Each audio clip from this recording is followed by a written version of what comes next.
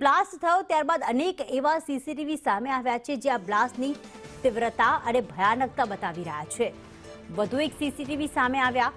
Lal Qila metro સ્ટેશનની અંદરના દ્રશ્યો સામે આવ્યા છે। લાલ કિલ્લા નજીક થયેલો બ્લાસ્ટ સીસીટીવીમાં કેદ થયો। બ્લાસ્ટ ભલે 40 ફૂટ ઉપર થયો પરંતુ 40 ફૂટ નીચે સુધી કંપનનો અનુભવ થયો હતો। અંડરગ્રાઉન્ડ લાલ કિલ્લા સ્ટેશનના ફૂટેજે તેની ભયાવહતા દર્શાવી છે। 10મી નવેમ્બરે લાલ કિલ્લા પાસે આ બ્લાસ્ટ થયો। આ બ્લાસ્ટમાં 13 લોકોએ જીવ ગુમાવ્યા હતા।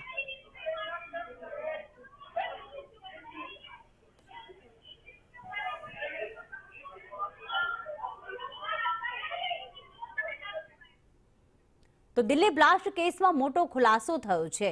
દિલ્હી બ્લાસ્ટનું વધુ એક હરિયાણા કનેક્શન સામે આવ્યું। હરિયાણાના નૂહથી ખરીદાયા હતા વિસ્ફોટકો। ખાતર વિક્રેતા દિશન સિંગલાની પોલીસે પૂછપરછ કરી છે। ડોક્ટર મુઝમ્મિલને તેમણે એમોનિયમ નાઇટ્રેટ વેચ્યું હતું। કોઈપણ રેકોર્ડ વગર ડોક્ટરને વેચવામાં આવ્યું હતું। એમોનિયમ નાઇટ્રેટ વિસ્ફોટકો તૈયાર કરવામાં ઉપયોગ કરવામાં આવે છે।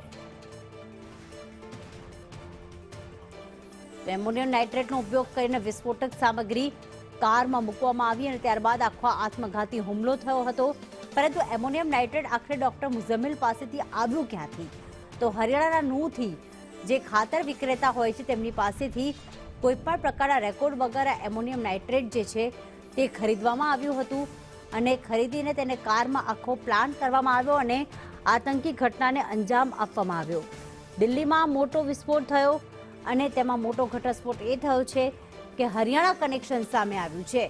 હરિયાણામાંથી જ આ તમામ જે વિસ્ફોટક સામગ્રી છે તે ખરીદવામાં આવી હતી।